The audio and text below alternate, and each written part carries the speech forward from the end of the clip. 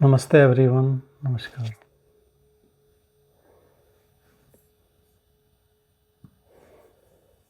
Some of the people we missed in last week or so as we were doing residential retreat in Melbourne, and I can see some faces with whom I met in this retreat who were virtual faces for a while. So that is good to see people face to face.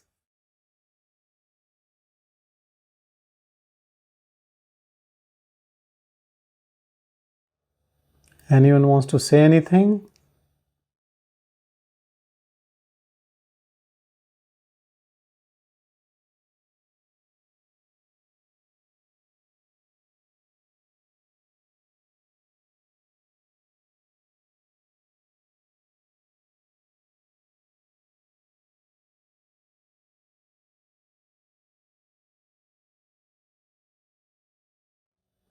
Hello, Robert. How are you? Yeah, very well, Sanjay. I'm sorry I missed your retreat. It's just a bit far from Europe, but I very much appreciate all of these satsangs. Thank you. Thank you. Um, Let me read something that I prepared as a question. Mm-hmm. Um, so, for millennia, people have sought the self. However, today, in my view, our societies in the West, we have become addicted to electronic media, food, alcohol, sex, medications, power. The list seems endless. And it seems as though we've perfected our egoistic addictions at the expense of the self. I personally feel that we are more imprisoned today by these addictions than at any time in history. Mm-hmm. And that Bhagavan's teachings are probably more important today than any time ever before, too. Mm.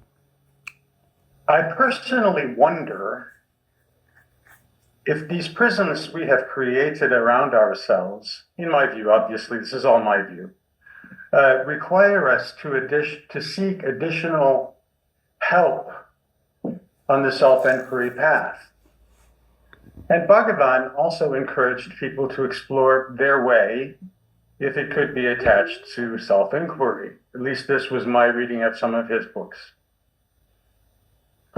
One path I would like to ask the satsang members today about is the use of sacred plants as a way to help self-inquiry. I'm not seeking an answer today, but I'm asking everyone just to think about it. Sorry, what is that? Sacred? Sacred plants. What does it mean? Sacred plants have been used for millennia in ceremonies to be with the self.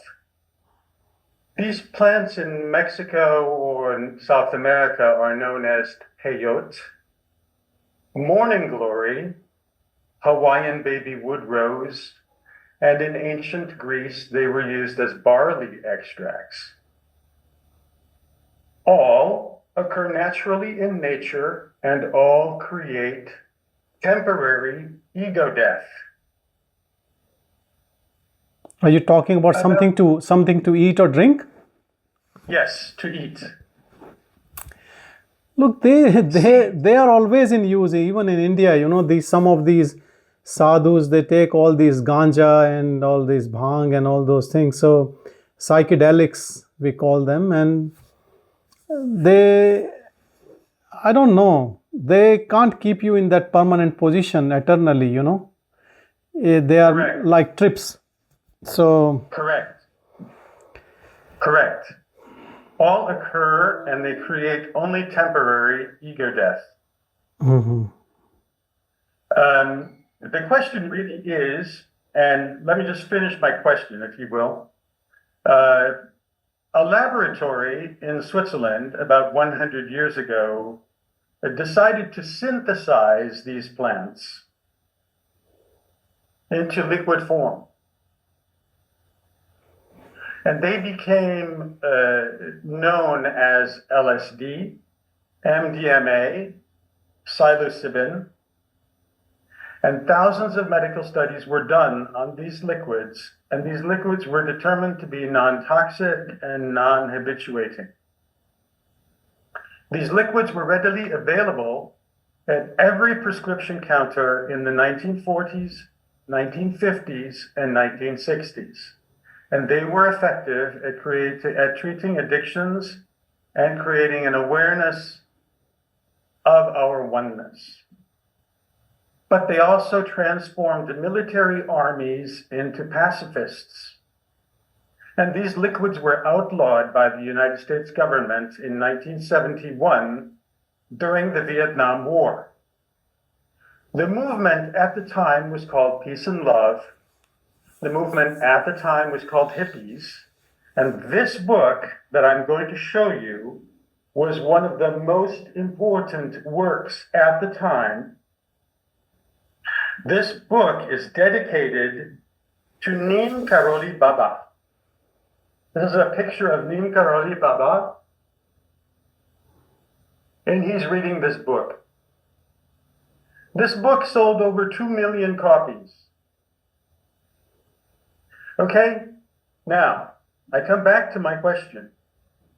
Given the prisons, given the addictions which we live in every single day and every hour of every day, is there a place or not for sacred plants or their substitutes as additional help for self-inquiry on this path of Bhagavan? And I'm not asking for an answer. I'm only asking to ask you the question, and I thank you for having taken the minutes just to listen.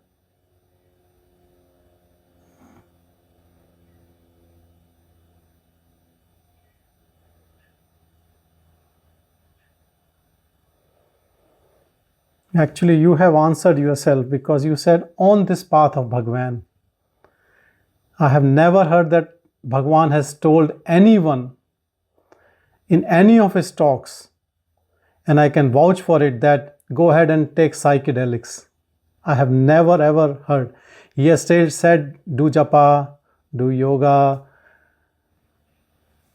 do karam yoga, whatever the method person is bringing, authentic methods out of the 4 methods which we speak in ancient Hinduism: Karam Yoga, Raj Yoga, Bhakti Yoga, Gyan Yoga, 4 margas. I have not come across that Bhagavan has, and because you have very clearly said, on this path of Bhagavan, is there any use of these things? You have answered your question on your own, because Bhagavan has never ever told anyone to take the path of psychedelics or what you are calling a sacred plant. So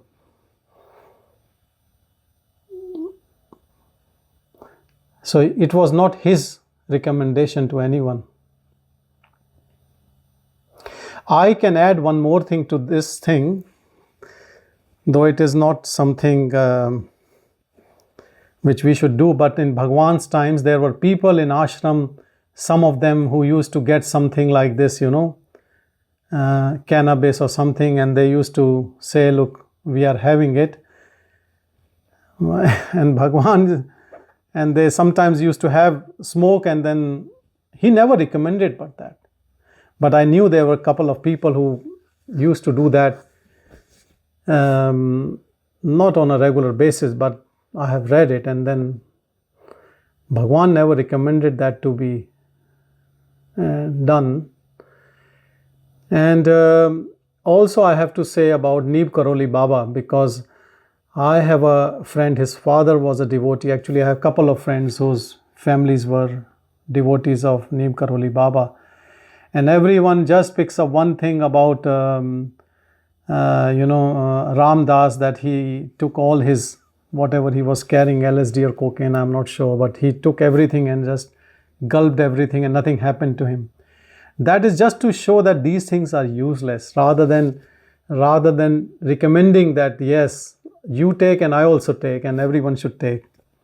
It was the other way, to tell someone the path of pure bhakti or devotion towards Hanumanji or Ram. That's what he was saying. So look, I should say there might be a place for these things in Tantra or something else, but Bhagwan never recommended it.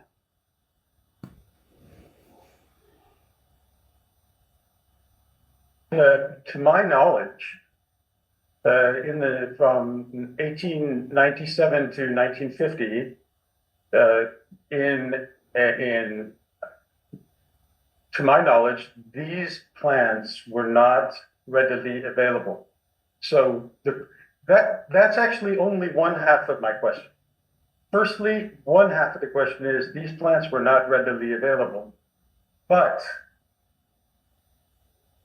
the real issue is not that these plants are available or not available. They've been around forever. I don't know if they've been in India.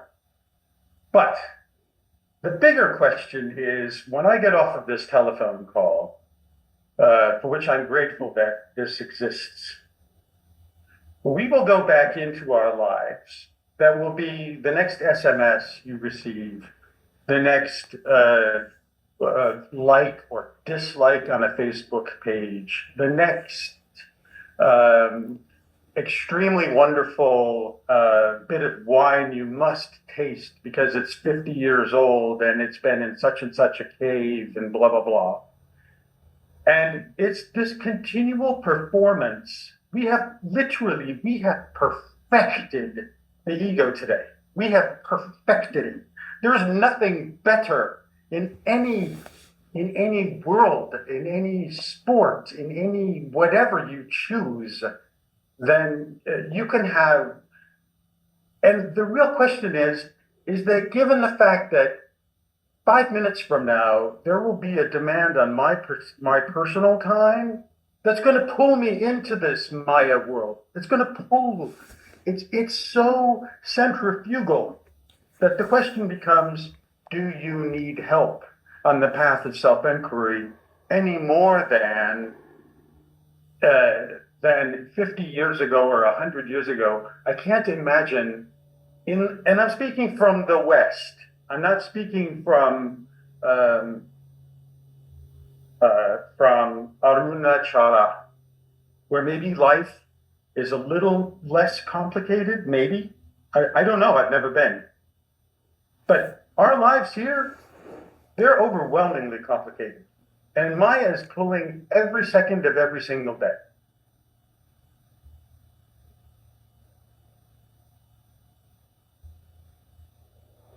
That is why we are doing satsang every second day.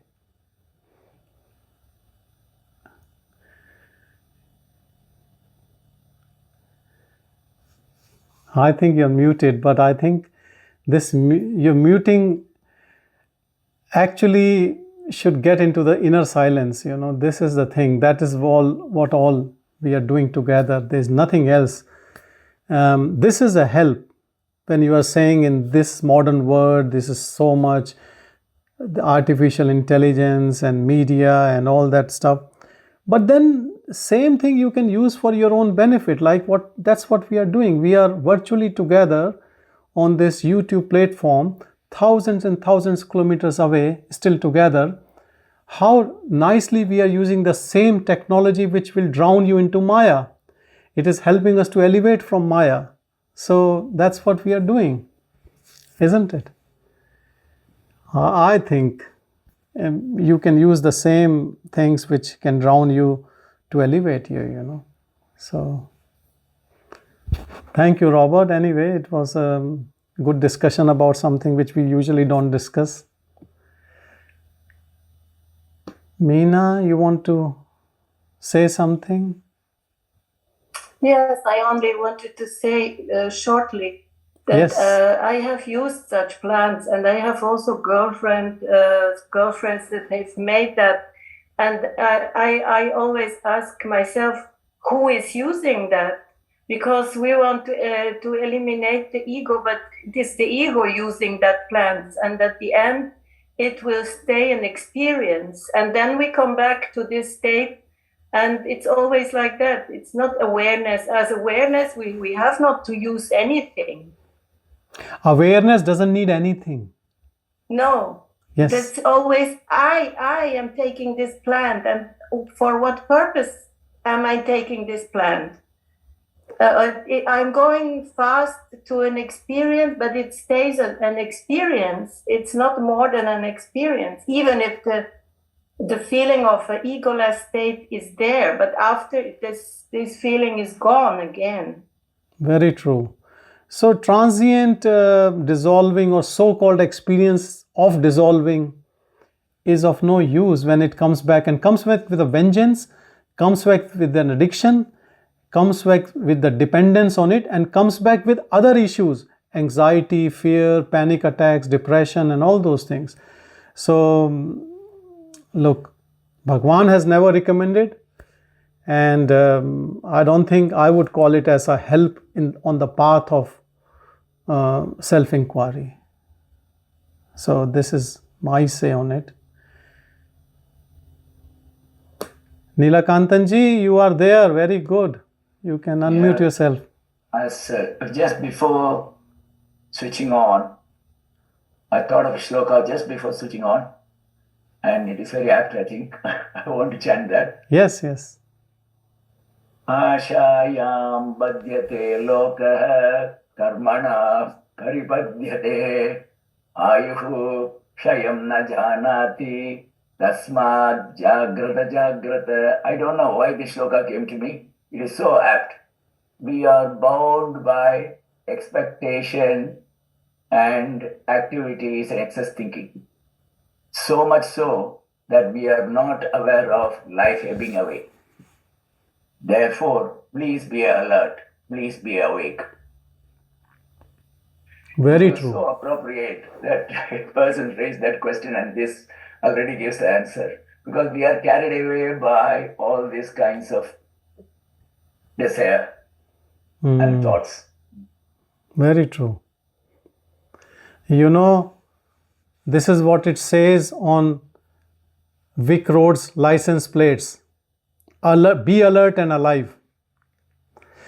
During this retreat, we were saying this, it says on the Victorian driving plates, be alert and alive. So, alertness is something which is important. If you think drowning into the drugs can take you there, not possible. Every day we touch the same self in our deep sleep, but we are not alert. That's why we keep missing it. So meet that beloved in full alertness and awareness, then only it will work. It cannot work otherwise. Otherwise, it is just an experience, as Meena ji was saying, it is just an experience to the mind that this has dissolved and that has dissolved. And talking about the hippie culture, where it took, how many out of those people actually got enlightenment taking those drugs on a regular basis? Maybe people might have taken it. That might have created interest into it. And then they might have looked into it without taking it. With taking it, I don't believe. And this is one of the reasons I also feel that all these things which leads to frontal disinhibition or which are frontal depressants like alcohol, they are not helping. They are actually slowing your realization. They don't help. People have used all sorts of indulgence to see if they can go beyond ego, including indiscriminate sex and all those things. And I don't want to name, but there were gurus and teachers who did all these things. And a tree is known by its fruit. How many people who followed those paths have reached there? None. Even those gurus have fallen from the grace. What is the purpose then to discuss those things again and again? And if they are so important, and I have to be very clear that psychedelics in India has been used for thousands of years. It's not that there were no psychedelics available in India from whatever date you said, 1897 to 1950.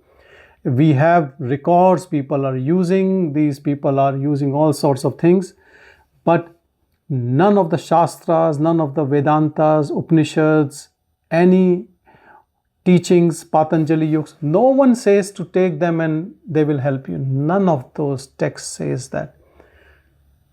So it is out of the question even as a help or an aid for any type of path out of what we know mainstream paths. So this is my take, and if someone has some other views, they can do what they want to do. It's your own life. But here we are only talking about more purity rather than less purity. Even on this retreat, I was talking about the sattvic diet and how it helps. And some people give examples of this guru eats everything or this guru does. Let them do, but you stick to some code of conduct which will definitely help you. These aids are important. When we talk about aids, everything counts, isn't it? Once you know what it is, then what you do, nothing to discuss that, And one thing I want to say, that people think it is more difficult to get out of the Maya now. 2500 years ago, when Buddha went on this path, he could not find one enlightened teacher who could help him. He has to do on his own, and it took him, I don't know how many years, 12, 15, whatever years. It took a long time for him with all his determination. So even 2500 years ago, it was not that easy. And then 2000 years ago, another man found it and he was crucified. So how can you say that now the times are better? Times are worse. I think the times are better. Nobody crucifies if you are enlightened nowadays. I would say things are much better now, and nobody really can stop information from you. In the olden times, you need to know Sanskrit to know these Upanishads, and the teacher will take a devotee depending on some of the other qualifications. Now it's a free for all. Anyone can join, anyone can listen, anyone can do. I think at least this is a good thing towards the tail end of Kali Yuga, that things are readily available, Look, I am a non-Tamil speaking, and all this literature which we are having in English, Bhagavan's teachings, they were not available during Bhagavan's time. And then all these books came, were written, printed, then translated into English. Now everything is just all, we are spoon-fed now. And Bhagavan's grace is 1,000 times more now. This is all happening because of his grace, nothing else.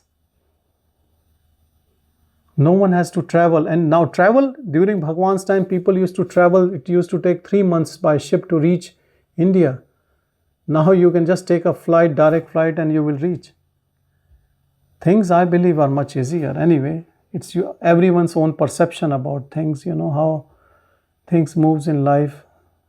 For some it is easy, for some it is difficult. It is all our mind which makes things difficult, nothing else. The biggest enemy is our own mind, nothing else. World was always like that. There were other issues. If not these issues, there were other issues. We say technology is a big issue. I would say technology can be switched off. If you are not on Facebook, Instagram, WhatsApp or whatever, then who is coming to you? No one. You shut your internet, you are out of everything. Don't buy a smartphone, just buy a phone, or don't keep even a phone.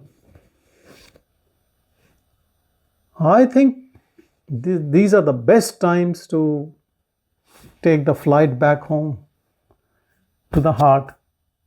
It's much quicker. If you read all these Puranas, they talk about someone is doing tapas for 2000 years or 3000. We can't even live for 100 years. How can we do 2000 years of tapas? That means the things are working quicker nowadays. So nothing to worry. I think everything is in right place at right time, and this is the best time for it. Don't get disheartened. It's not to Robert, but to everyone. These are the best times to take your flight. Whoever is in that and whatever they are doing, they are enjoying. Let them enjoy. You don't worry. You sort out yourself. That's all. That's more than enough. We don't have to sort out anyone else. Bhagwan's blessings are on all of us, all the time. We just have to have that receptiveness. That's all. Receptiveness is important. Hello, Maya. How are you?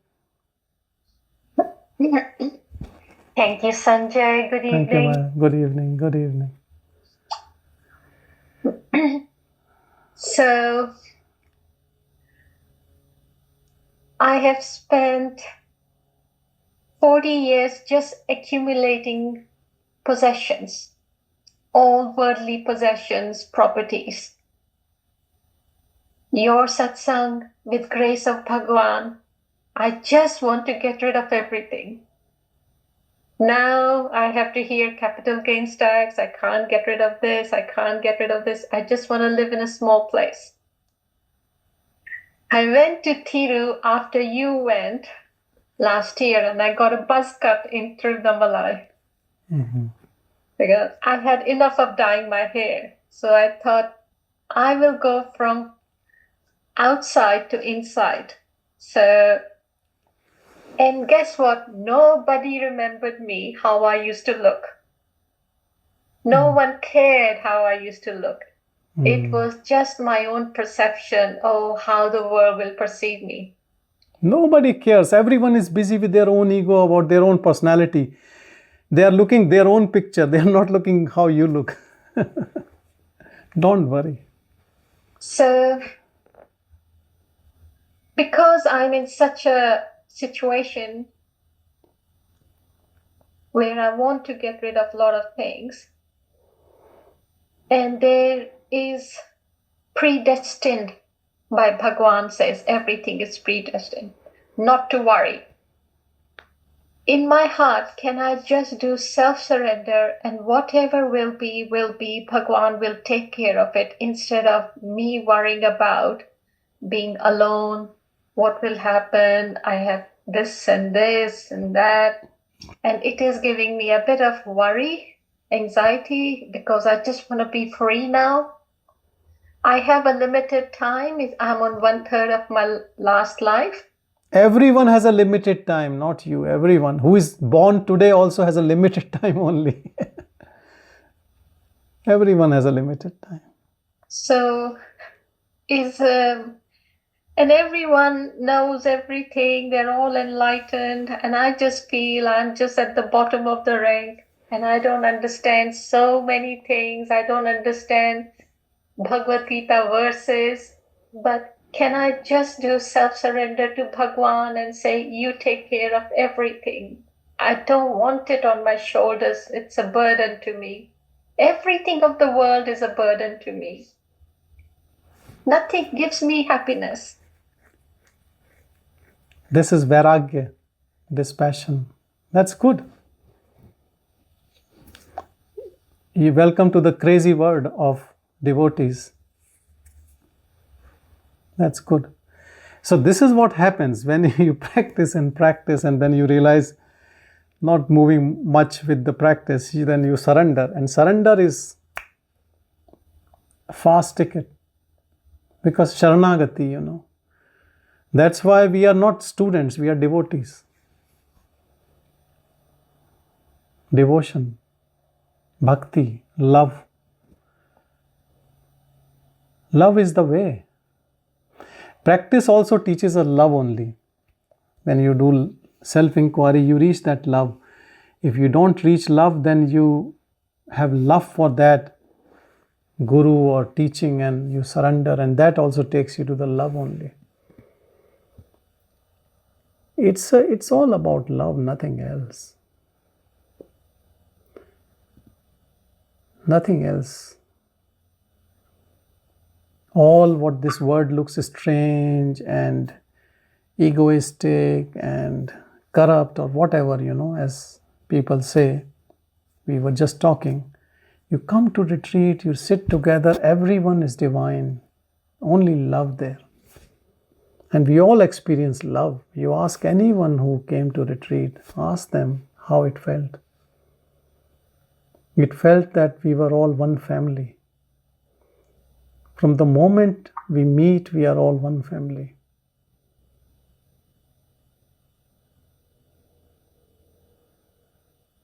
We are actually one. Ego divides us. Ego makes us separate. Ego makes us individual. In individuality, the word looks different and troublesome and all that. So surrender is the best way. Surrender. Surrender to the self within, to the Atman, to heart. How do I know my decision is from ego or from Bhagavan or from self?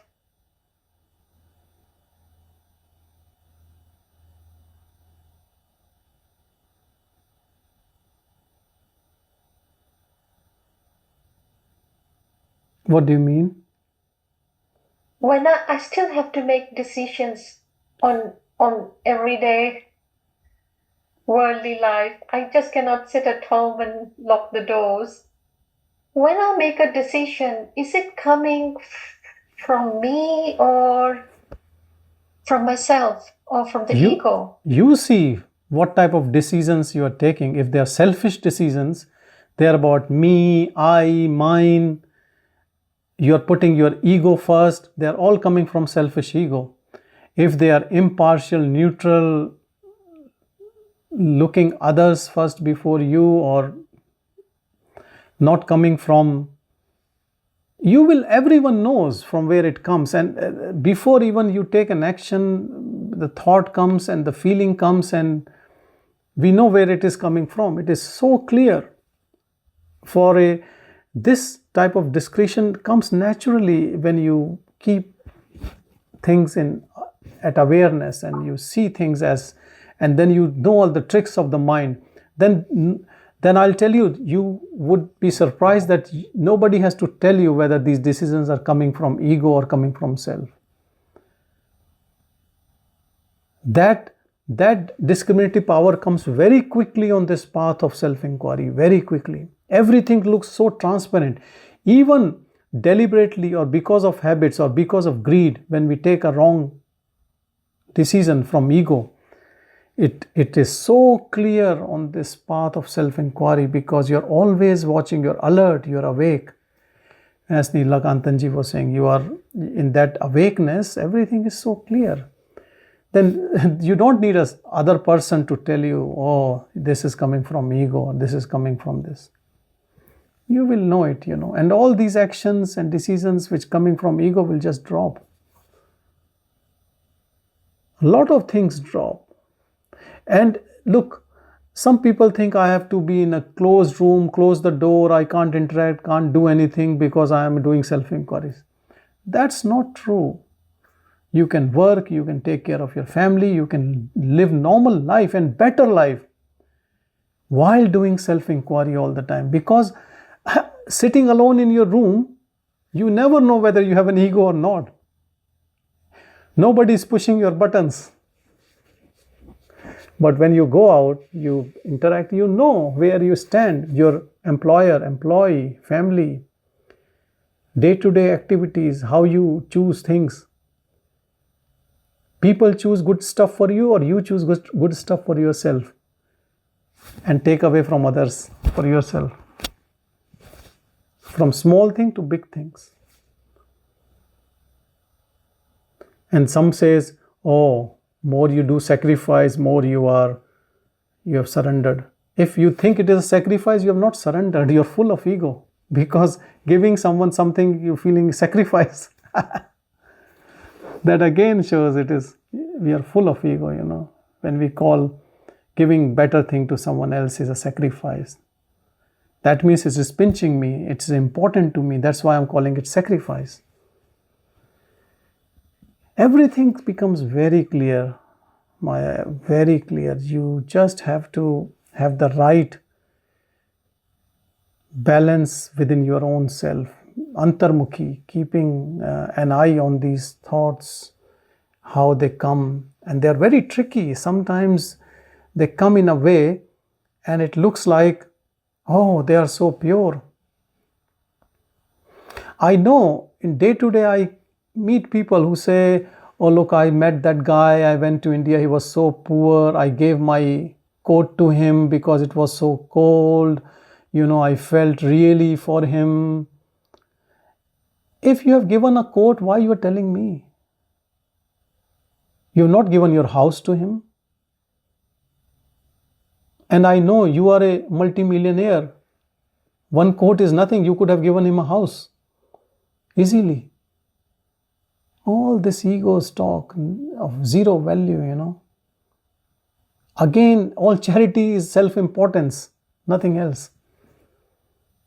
They say when you do charity, if you're doing charity from your right hand, left hand should not know that you have done charity. And here you're telling everyone about charity, What is this charity? This is only ego. They say in Hindi a proverb, Andha baante revdi, fir apne ko de. A blind man is distributing sweets and keep giving to himself only every time, Because we are blind with ego. We only give to us. Some people say, oh, I am so generous. I give it to my kids. Bloody, they are your kids. What generosity is there? Everyone gives to their kids, So understand this all. Nobody else has to tell us whether it is coming from ego or it is not coming from ego. You know it, and then you have that feeling about it. Whether you are at peace or you are restless. This is another technique. If you are always in peace and bliss and love for everyone, that means whatever you are doing is not creating any waves of restlessness in you. And whenever there is, should I do this or should I do this, or less or more, that means we are full of ego. That's why so indecisiveness is there. Because ego always wants more towards. So whatever goals it makes is first, puts the I first and then rest. I read a signboard in city. I went with my son to take him for an appointment. It says, we put you first. Big sign of a real estate company. We put you first. And they have put we first, actually, if you see in this sentence. We is first and then put and then you and then first. So they are lying. Even the sentence is lying, We put you first. And they're putting we first. It is all lies and lies and lies. You can make big signboards of things, but lie cannot be hidden. In awareness, everything is naked.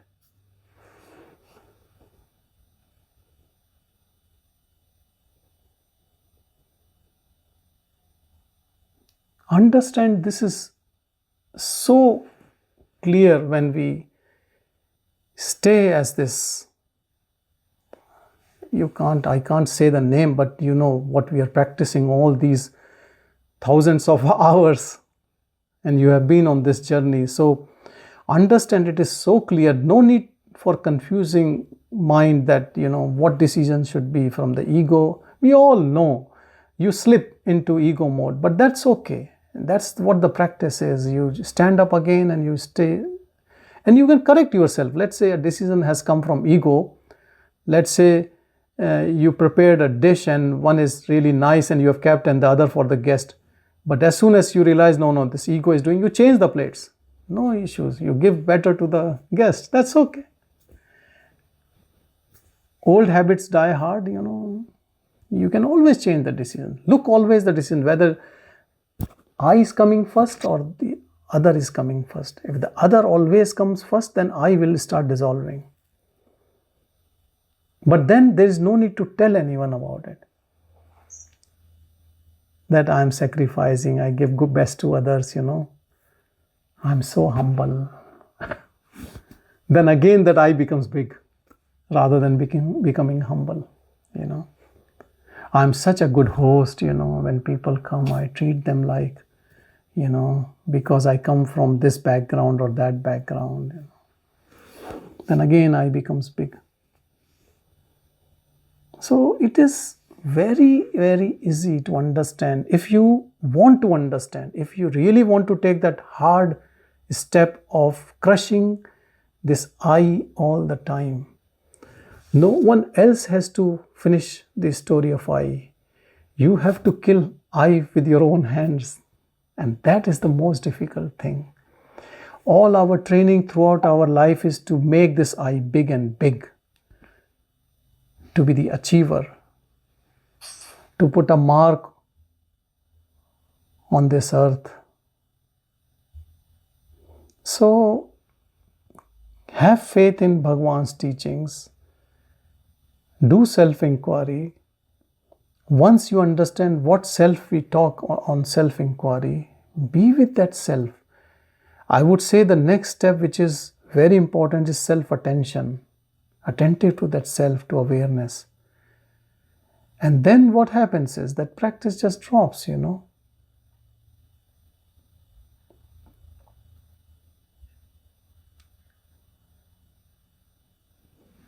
Use both. Do self-inquiry, do surrender. Surrender is very powerful.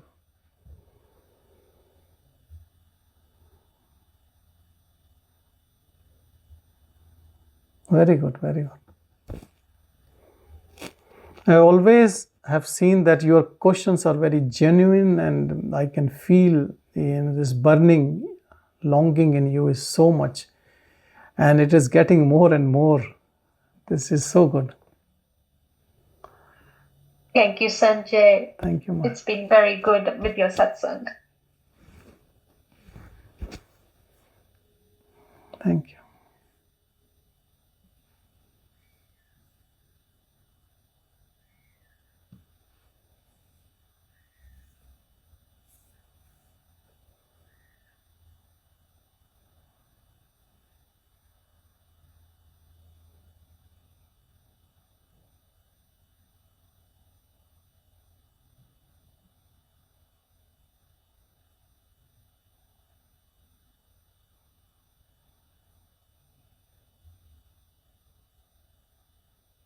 We can say anything about ourselves, that I am changing, I have changed.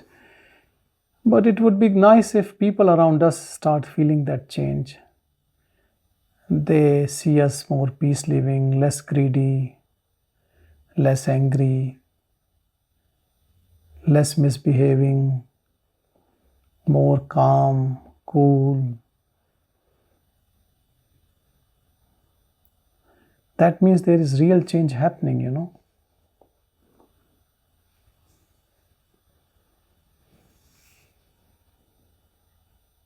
And sometimes people around us might not say, because they are also scared if you slip back again. they are just watching us, And it's good, Sometimes if they say, oh, you are enlightened, I can see a halo around you. Then maybe that ego might come back again. It was just leaving, and then it becomes big, Now this is the ego with a halo. Then it is more troublesome, So,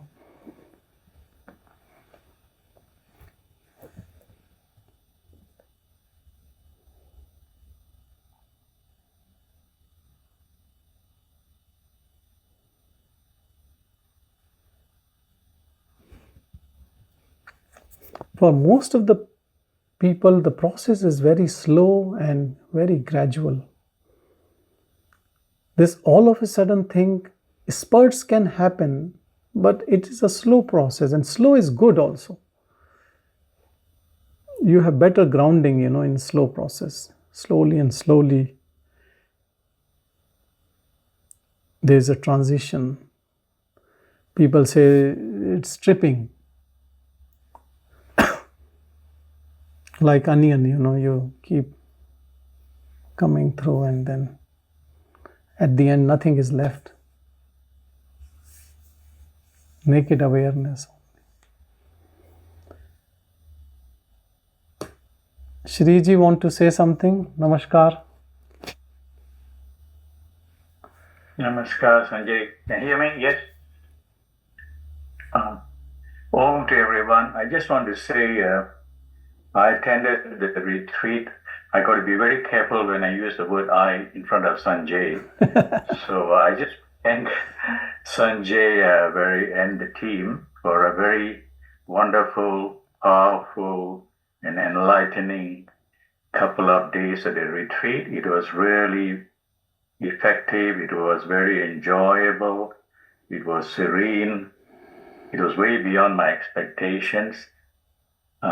Just would like to encourage others when they have an opportunity to make an effort to be there. This was my first retreat ever, but I really feel I gained so much in the 3 days as friends and people, knowing other people, talking to others in the same path.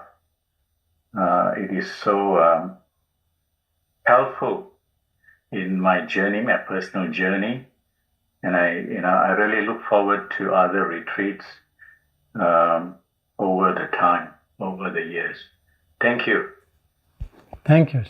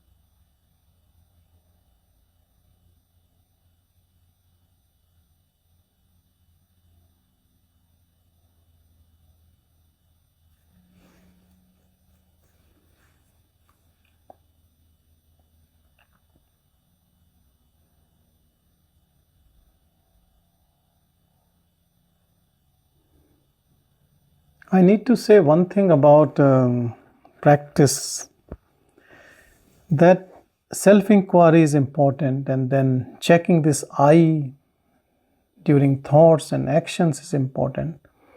But more important than after this ego is to be after the awareness. If you stay focused on that beingness, when this ego and I disappears, you will even have no knowledge of that. It will disappear. This is very difficult sometimes even to make others understand and people to understand. But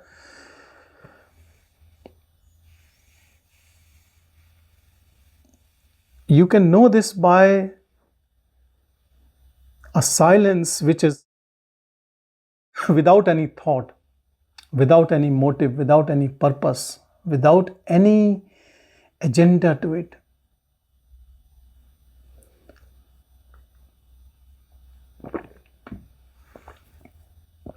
sometimes we try to look that silence between thoughts. I would say don't worry about gap and thoughts and all. You just keep your energy there only. In this impartial, neutral state, it is always flowing in all of us all the time. But we keep missing it because our mind is paying attention to thoughts which are only helping us to move in the external world according to our desires, attachments, aversions. But then this silent awareness has no personal intention or desire or aversion or attachment. It just is here but is not interested in anything around. And that is what we all are. So try to hook to that which is there, but as if it is not interested or it is accepted everything as it is, whatever it is. It is in total acceptance or it is in complete denial, both at the same time. And this is also energy, impartial, neutral energy, and not coming in the environment, coming from us, coming before the I thought, coming from any forms, any names. And its existence is independent of thoughts. Thoughts comes on it, superimpose on it. All life is superimposed on it. The whole world is superimposed on it. But that is independent. And we are that. And we keep missing it all the time because we don't start our counting from that. We don't even count at zero. We don't even look there. We think everything is from I thought, so even the self-inquiry, we keep it to I thought. I would say if you just recede and see, in awareness, we see all this, ego, I thought. Any ardent spiritual seeker understands what ego is. He doesn't get offended if someone says we have to kill ego. While in the external world you say you have ego, they will kill you. Understand this truth, that this discriminatory power comes when we stay that impartial, neutral state. When I say we stay, it is not that we create it, it is already there. We don't pay attention to this thing. It is a very peaceful, restful state, unchanging. It has no feeling, no thought. It is not planning anything.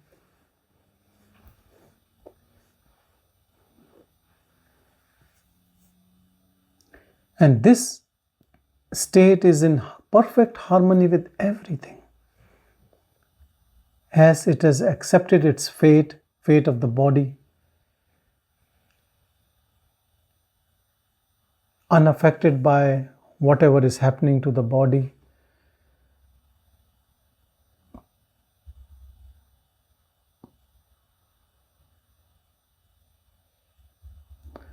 And the most peculiar thing about this state is that it gives away ownership of the body. Because see, all our actions in life are for this body, because we think I am the body.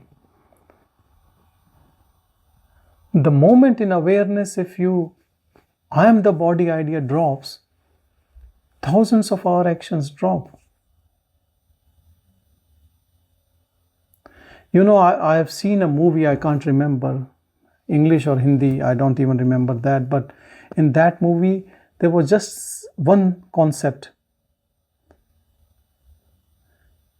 That this man who loved his son very much, one day came to realize that he is not the father of that son. And everything changed. he was now indifferent towards him.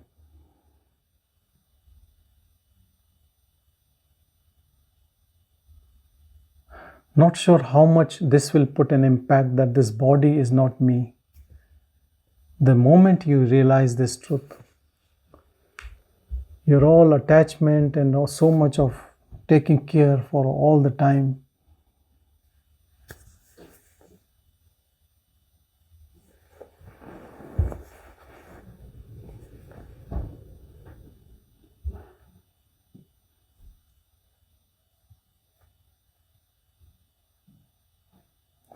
Dressing up nicely is a virtue, but you see, all the saints and sages, I'm talking about the true ones, they don't care about how they look. Some of them look so unkempt, what they are wearing or how the face is looking. This depicts that there is no attachment there.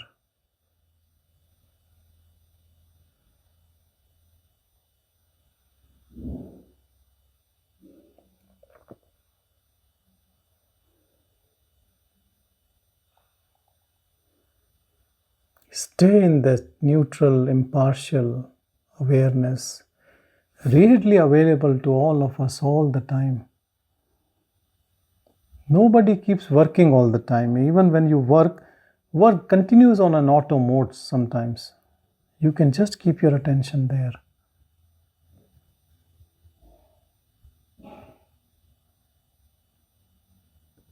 And then another thing which we realize soon is that even if a thing needs intense attention in that task, that awareness of that awareness stays there all the time. It never moves. It has no place to move. It is like we were never paying attention to that. It's the elephant in the room. It's always there.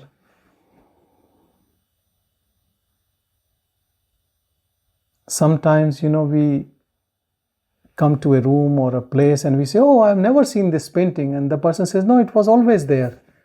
But you never noticed it. Same thing happens in this awareness, always there. But we were always busy in other things and mind, and now trying to catch hold of these thoughts. But that is always there. That is our true nature. It never leaves us even for a fraction of a second, because it is us.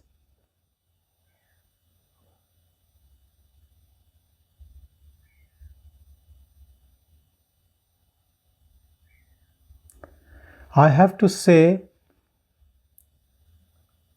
we all can see it when the mind is pure. In an impure mind, you will never able to see it. And the only impurity in mind is this ego, I thought. Whether you surrender or you do self-inquiry, if you can make this I thought vanish, then that is only left.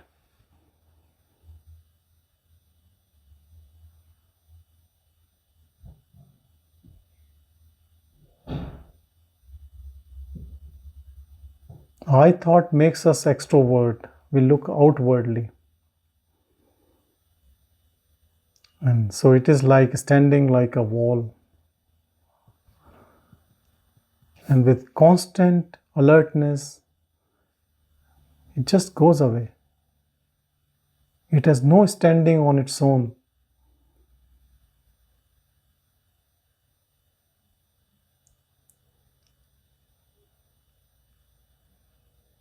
It can only fool an ignorant person, not to a seeker.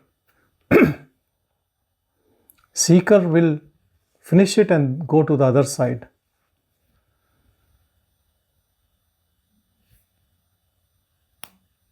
And that is the work of grace.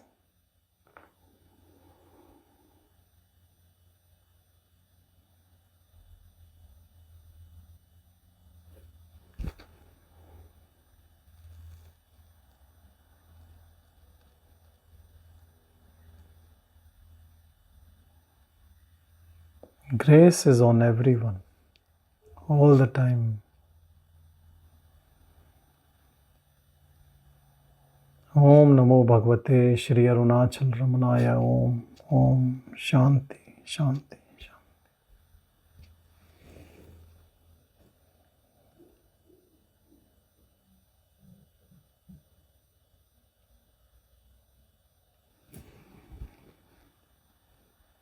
Thank you, everyone. Thank you. Nice meeting you, all of you. Thank you.